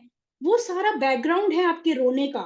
तो आपको जब रोना आ रहा है, उसको समझने के लिए मुझे नहीं लगता आपको उसको समझना चाहिए क्यों रोना आ रहा है। आपको रोना आ रहा है तो आप रोइए, मतलब मैं तो कहती हूँ वो फ्लो में आपके आ रहा है तो उसको उसको रोकने की भी जरूरत नहीं है, वो आपके बहुत डीप लेवल से आता है, तो आपको वो नहीं कर सकते आप। लेकिन जो चीजें आप कंट्रोल में कर सकते हैं, जो चीजें आपको लगती है जो हर बार आपके बीच में आती है, स्वामी जी के बीच में और आपके बीच में आती है, उसको कैसे हटाना है, उस पे आप वर्क कर सकते हैं। और ये हेल्प भी बहुत करता है, क्योंकि स्वामी जी, और एक चीज में हमेशा मैं सुनी हूँ कि सत्संग में, और जब स्वामी जी की अमृतवाणी होती है और स्वामी जी हमें कुछ भी मतलब आदेश या निर्देश या उनका मीटिंग चल रहा है, उसको हमेशा at the level of soul, मतलब सोल, ये तो मैं कहूंगी कि ये बोलने की भी शायद नहीं जरूरत, क्योंकि स्वामी जी जब बोलते हैं तो हमारी आत्मा ही सुनती है। तो आप सोचिए कि शायद हमें नहीं पता चल रहा है कि हमें मैसेज मिल रहा है कि नहीं, लेकिन अगर हमारी सोल रेडी है तो वो मैसेज हमारी सोल को मिलता ही है। ये मेरा मानना है कि आप जितने स्वामी जी से जितने जितने डेप्थ से आप जुड़े हैं, तो उस लेवल पे आपकी आत्मा को समझ आ रहा है। अगर आप उनके सामने बैठे हैं तो वो जो अमृतवाणी हो रही है वो आपके बॉडी लेवल पे नहीं है, वो आपके आत्मा के लेवल पे है, और आपकी आत्मा को वो मैसेजेस मिल रहे हैं। शायद maybe you are not, मतलब आपको शायद पता भी नहीं चल रहा है कॉन्शियस लेवल पे, लेकिन सबकॉन्शियस लेवल में आपके अंदर वो जा रहा है। मतलब ये मेरा कहना है। लेकिन हाँ, ये तो हमारे लिए बहुत जरूरी है कि हमको ही उस चीजों को देखना है कि मतलब ऐसा ना हो कि हम अमृतवाणी में बैठे हैं और हमारा मतलब बिल्कुल भी ध्यान नहीं लग रहा, मन नहीं लग रहा, मतलब तो वो क्यों, उस मतलब उसका रूट कॉज क्या है, तो उस पे हमें ही सोचना है, एनालाइज करना है, और उसको मतलब हटाने की कोशिश तो नहीं, लेकिन हाँ प्रार्थना कर सकते हैं कि स्वामी जी जब हम आपके सामने आए तो हमें कुछ भी चीज हमें बॉदर ना करे, हम सिर्फ आपको ही सुने, क्योंकि ये क्षण इतना अद्भुत क्षण होता है या दुर्लभ है। कहते हैं स्वामी जी का दर्शन, स्वामी जी की अमृतवाणी में बैठना बहुत दुर्लभ है। तो उसको एक एक क्षण को हम कैसे अपने अंदर उतार सके, इसके लिए प्रार्थना करनी चाहिए। और ये एक्चुअली मैंने भी सब किया था और मुझे बहुत हेल्प हुआ इससे। तो मैं बस यही अपने भाव रखना चाहती थी। लालमणि जी, कहीं गलती हुई हो तो आप प्लीज करेक्ट कीजिए, and that's it, back to you. नहीं, बहुत अच्छा मोनिका जी, आपने सही कहा। आई थिंक नीतू जी भी कुछ कहना चाह रही थी, मैं आग्रह करूंगा कि वो भी। जय सद्गुरुदेव लालमणि जी। अम, जो मैं शेयर करना चाह रही थी वो विष्णु जी के प्रश्न से ही रिलेटेड था कि जो बोल रहे थे कि अमृतवाणी सुनते हुए नींद आने लगती है। तो इसका जवाब तो नहीं है, पर मेरी ये समझ है कि जैसे कई बार ऐसा होता है कि हमारा मन शांत होने लगता है तो हमें ऑटोमेटिकली नींद आने लगती है। ऐसा भी बोलते हैं, जैसे प्राकृतिक उसमें हम जैसे पढ़ते हैं कि अगर आपको कोई नींद की प्रॉब्लम है तो आप 1 घंटा पहले सोने से वाइंड डाउन कर दीजिए, कोई विचार मत रखिए, तो तभी आपको नींद आएगी। तो ऐसा हो सकता है, और ये मोनिका जी ने जो बोला इससे भी रिलेटेड है कि आपको अपने जड़ रूप से नहीं समझ में आ रहा, पर अंदर ये हो सकता है कि आपका मन शांत होता जा रहा है और इसलिए आपको नींद आने लगती है स्वामी जी की अमृतवाणी सुनते हुए। तो एक तो पर्सपेक्टिव ये है, और दूसरा ये भी होता है कि जब हम ऐसे कोई आध्यात्मिक कार्य में जुड़ते हैं तो जो माया का इम्पैक्ट है वो भी आता है, क्योंकि ये आसान काम नहीं होता। तो कई बार ऐसा होता है कि माया का जो है इम्पैक्ट आता है और वो हमें दूर ले जाने की कोशिश करता है जो हम करना चाह रहे हैं उससे।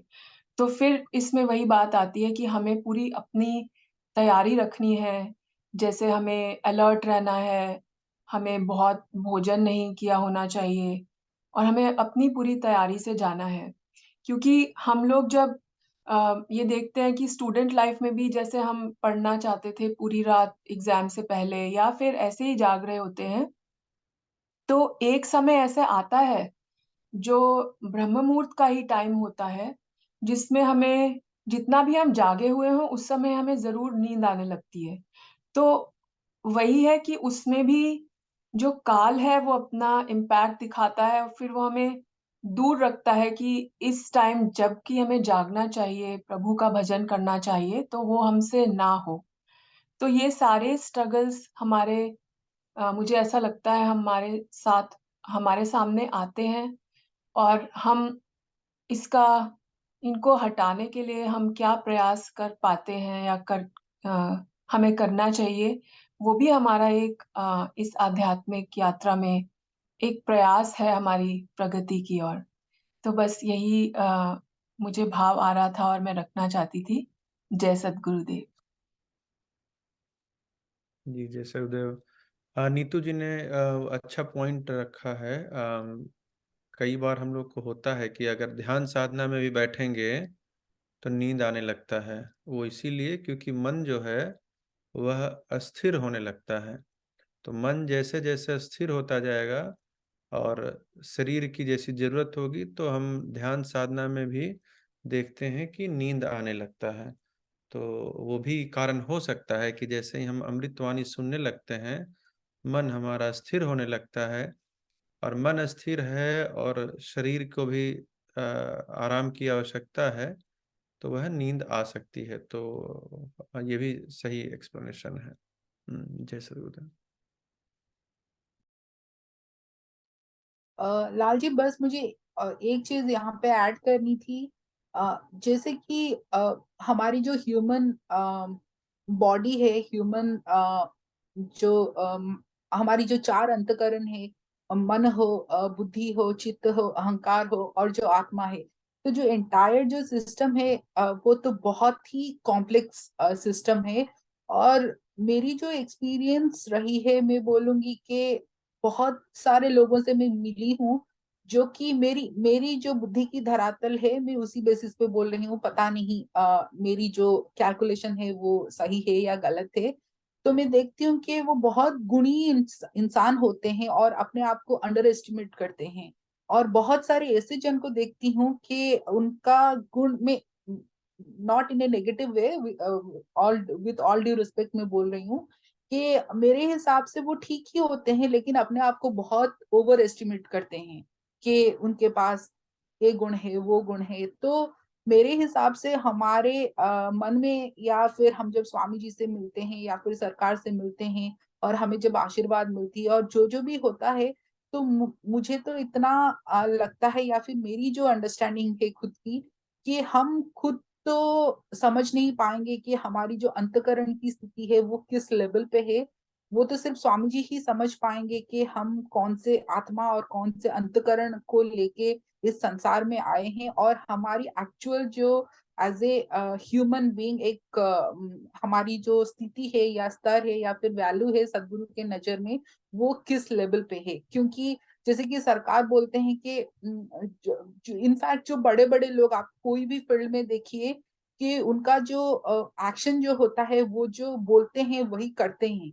और जो आप कॉर्पोरेट में भी देखिए, टॉप सीईओज देखिए, या जो कि बहुत सही उपाय में जो जो पॉलिटिशियंस भी हैं, या फिर जिस एरिया में जो सही मार्ग को पकड़ के आगे चले हैं, तो उनका क्या होता है कि वो जो बोलना और करना, उसमें कोई फर्क नहीं होता है। जैसे कि विज्ञान देव जी महाराज भी बोलते हैं कि आपकी जो मन हो, वाणी हो और कर्म हो, जब वो तीनों अलाइन होते हैं, तभी आप एक सही में उच्च कोटि के इंसान बन सकते हो, या उच्च कोटि के शिष्य या सेवक बन सकते हो। तो मेरा ये मानना है कि हमें जो भी इमोशंस ट्रिगर करते हैं, तो हमारी ये इतनी कैलकुलेशन या माइंड हमारी चलती नहीं है कि किस वजह से हमको ये हो रही है। सिर्फ सदगुरु ही बोल सकते हैं कि हमारी अंतकरण क्या है और हम किस लेवल पे फॉल होते हैं। और जैसे कि मैं वही बोली कि जो काफी लोग जैसे कि अपने आप को समझते हैं कि वो बहुत उच्च स्तर के हैं, लेकिन वो नॉर्मल होते हैं। और बहुत लोग ऐसे होते हैं कि वो बहुत कम बात करते हैं, कम ये करते हैं, लेकिन एक्चुअल में वो बहुत गुणी होते हैं। लेकिन at the same time, with all due respect, ये मेरी पर्सनल कैलकुलेशन है, जो कि मेरी मिनिमम बुद्धि है। अगर मेरी लाइंस में कोई गलती हो तो प्लीज क्षमा कीजिए। तो वही मेरी कैलकुलेशन थी जी।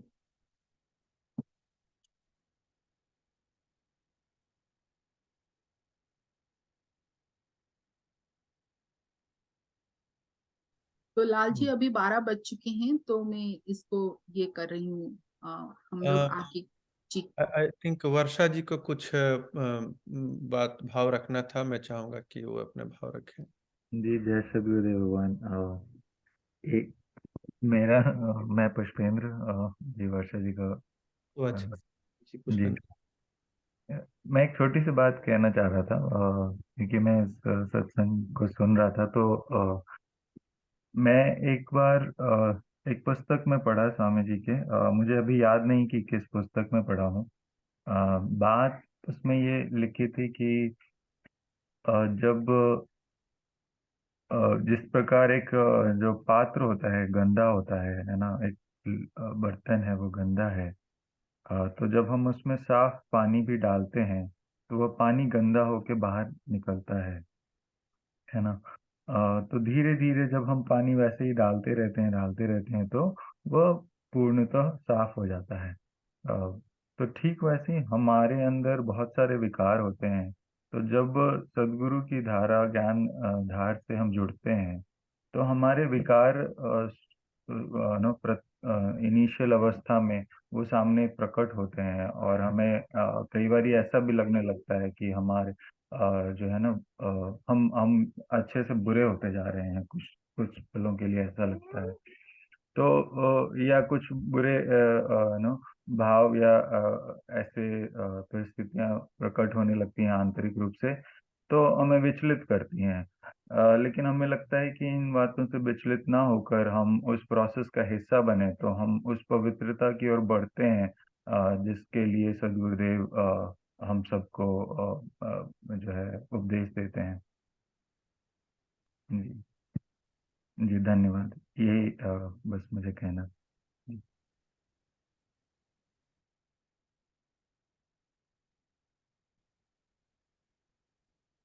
और किसी को कुछ बोलना है इसके ऊपर? ऑलरेडी हमारा समय हो चुका है 12:05। अगर किसी को कोई प्रश्न नहीं है तो हम फिर आगे बढ़ सकते हैं, क्योंकि हमारी जो समय की सीमा है वो 12 बजे तक ही है। तो हम आगे बढ़ते हैं तो फिर।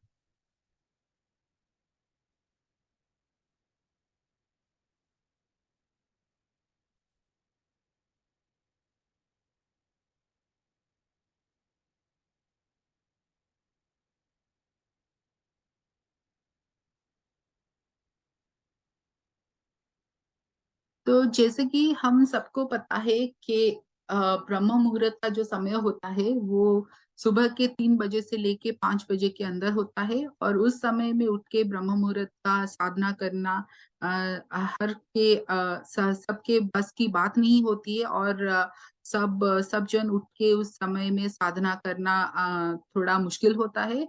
और उसी मुश्किल को आसान करने के लिए नेवी की चेष्टा रही है कि वो कैसे हमारे जितने भी गुरु भाई गुरु बहन है सबको वो प्रेरित करे, और उसी समय में वो इच्छुक होके उठे और अपना साधना करे। तो पास्ट कुछ ही महीनों से नेवी ने एक व्हाट्सएप ग्रुप बनाया है जो कि है ब्रह्म मुहूर्त वॉरियर। और उस ग्रुप में आपको कुछ नहीं करना है, आपको खुद के ओर से खुद ही आपको साधना करनी है ब्रह्म मुहूर्त के समय में उठ के 3 बजे से लेके 5 बजे के अंदर।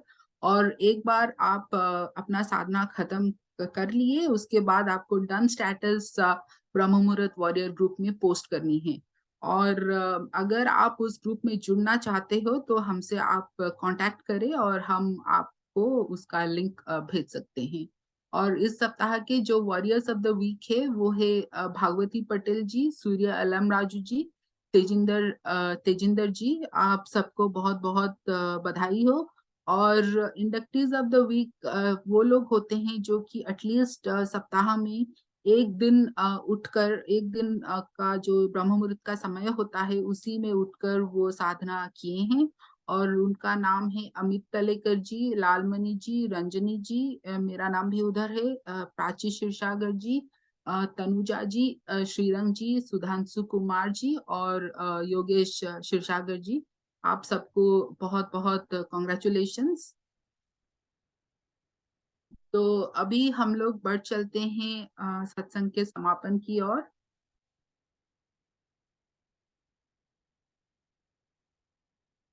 इस चरण में हम वंदना, आरती और शांति पाठ करेंगे।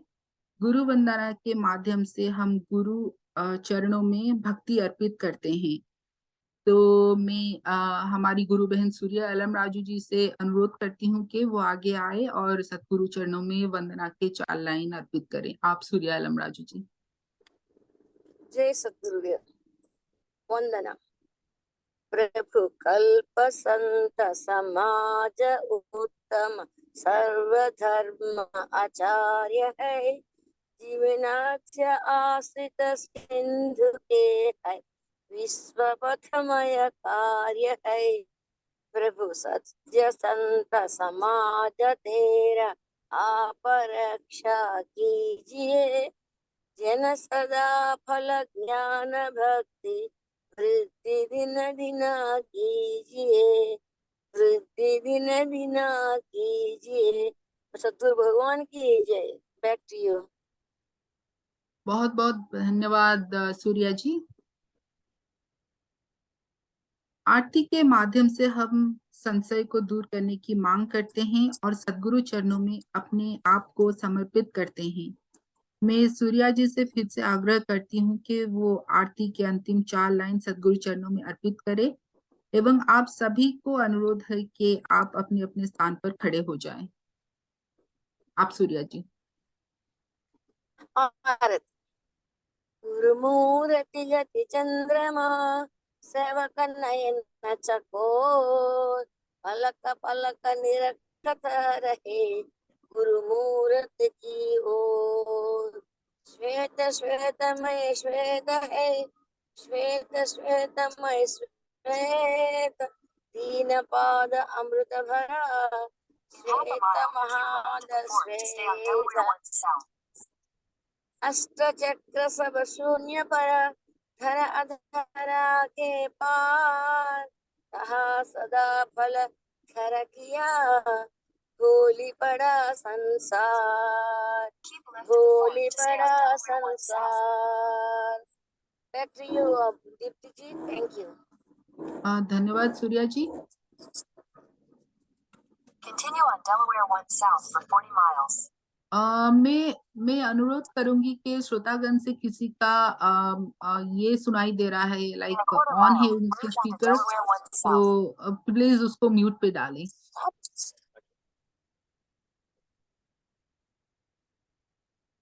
जी धन्यवाद। हेलो जी सूर्या जी। शांति तो पाठ? अब चलिए बढ़ चलते हैं शांति पाठ के लिए और आप सभी से अनुरोध है कि आप सब अपने अपने जगह पर बैठ जाए। सूर्या जी आप प्लीज आगे आए और शांति पाठ के 4 लाइन सद्गुरु चरणों में अर्पित करें। शांति पाठ। हे प्रभु शांति स्वरूप हो, शांति शांति मय शांति, शांति शांति जन शांति हो, पूर्ण शांति मय शांति। हे प्रभु शांति प्रदान कर, दूर हो सर्व अशांति। देव सदा फल शांतिमय, शांति शांति सुख शांति। जय सतगुरुदेव भगवान की जय। Back to Deepti ji. Thank you. बहुत बहुत धन्यवाद सूर्या जी। आपने बहुत ही अच्छे तरीके से वंदना आरती और शांति पाठ सद्गुरु चरणों में अर्पित किए, इसके लिए अगेन बहुत बहुत धन्यवाद। आप सभी के सेवा से आज का ये सत्संग सफल हुआ। अब यहीं पर सत्संग को हम समाप्ति की घोषणा करते हैं और जो लोग भी इस सत्संग से जुड़े हैं उनको अगेन बहुत बहुत धन्यवाद। और मैं यही कहना चाहूंगी कि लालमणि जी ने आज बहुत ही अच्छे तरीके से हमें स्वरवेद दोहा जो था वो काफी अच्छे तरीके से समझाए। हम उसके ऊपर चिंतन करें और आप सभी के लिए सद्गुरु से ये प्रार्थना है कि आपका जीवन मंगलमय हो और आगे आने वाला जो सप्ताह है वो अच्छे से जाए। और सद्गुरुदेव। जय सद्गुरुदेव।